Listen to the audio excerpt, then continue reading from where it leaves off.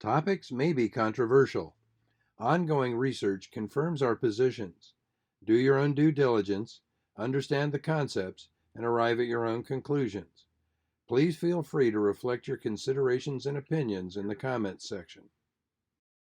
The first law of thermodynamics states energy is neither created nor destroyed. However, it can be transformed. Implicitly, there must be a certain amount of pre-matter or pre-energy from which every form of energy is derived. Much of finance and accounting was based on the same principle. Over thousands of years, humanity settled on a fixed asset which cannot be artificially produced, a natural element which is scarce, divisible, fungible, durable, and portable that later formed the properties of money. We know that early civilizations used many things as money, such as feathers and seashells, and artworks such as wampum belts or huge stoneworks as Yap Islanders created where they lacked access to gold or silver, and eventually various metals, bronze, copper, nickel, silver, and gold, over time finally settling on gold and silver because their elemental properties made them the best form of money. Two seashells may differ, but 1 ounce of gold is as good as another, or completely fungible. Other metals could work, but are not rare enough. No one can haul around a ton of iron to settle a debt, and no one wants a medium of wealth storage that will turn to rust. Whenever empires expand, the respective leaders tried to expand money supply to support their gigantic empires.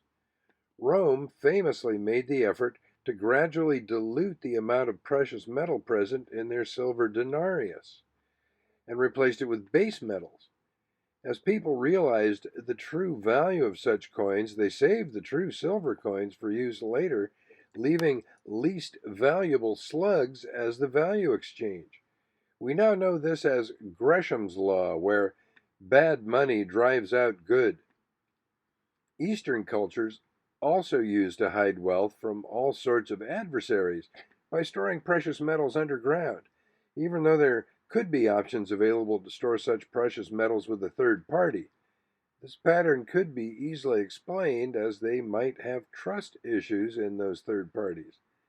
This was a truly decentralized system, a financial system where failure of a few parts or families does not affect the entire system. Our current monetary situation is very similar, if not the same. Banks have replaced money in the form of precious metals with fiat paper and even electronic currencies which are not backed by anything, and it takes an ever larger amount of this fiat to buy a unit of precious metal. They literally make up money from nothing, then use it to buy properties that are real, thus causing inflation. Any central authority can become a single point of failure, and the inevitable failure of bad policies leads to gigantic collapses, causing people to lose their wealth if they try to save it in paper currency. Historically, this happens often enough that it is a pattern or theme seen in almost all countries. Central banks, working with corrupt or failing governments, not only play with the current supply of money, but they expanded the money supply in the form of future debt, thus enslaving societies. Also, an interest based economy is created to further this cause.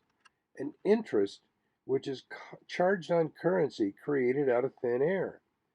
Governments borrow currency from a bank, and the currency eventually must be paid back with interest. But if they were to pay back all the currency, they would have to borrow more currency to pay the interest. That's the entire scheme in a nutshell. In this way, the debt grows endlessly, and eventually the central bank owns everything real, and the people are left with useless pieces of paper or slug coins. If energy is constant, how can there be interest on fiat money? This perpetual debt mechanism has been created to harness the entire nation as a slave to banking concerns. Management and educational courses perpetuate the idea that precious metals are just barbaric relics of an unsophisticated past, and economic growth is not achieved by giving currency a constant value measured in a weight of precious metals. Instead, in our system, our currency is constantly losing value in a pre planned collapse. As such, instead of stable vehicles where people use to invest their wealth, an idea of a debt economy is perpetuated. But people connected to the central banking cartel can become rich in a short time by borrowing billions for near zero interest and buying whatever they can find that is profitable. And then, as inflation makes money less valuable, they still pay the same number of dollars back, but each dollar is worth less. So, in the end, they pay back less wealth than they borrowed. And they've grabbed up valuable property that produces real wealth in the process. If one looks at current socioeconomic zeitgeist, everyone wants to become rich as soon as possible without realizing the consequences of their actions. This debt economy and people's greediness has formed a symbiotic relationship, and as a result, these economies have collapsed very badly. As an example, one can look at US economy pre and post 1971, when the country's dollar was removed from gold standard pegging. Since every country now using fiat currencies instead of real money like gold is at the brink of collapse, people are starting to realize, just as in previous empires, that the real store of wealth is in something tangible, such as precious metals or other physical commodities, and even in virtual items like Bitcoin, fine works of art which exhibit similar properties to real money as stated above. Even stored food preserves wealth, since one can of beans is like another, and if it's purchased today, you can eat it later when the price has doubled. Although it can't yet be seen, the closer we float toward the waterfall, the louder the roar of the waters. A new technology has emerged in the form of cryptocurrency, which is based on mimicking the same properties of money: scarce, divisible, fungible, durable, portable, obeying the laws of nature. That is, energy is neither created nor destroyed, and there is a fixed amount, which every asset can be valued against. The disadvantage of precious metals is portability. Gold is super valuable, and a few ounces may go a long way. Currently, $100,000 worth is about 4 pounds. But imagine you had $1 million to preserve. Now we're talking 40 pounds to carry around.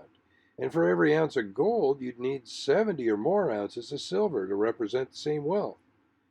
For cryptocurrency, the weakness is electricity.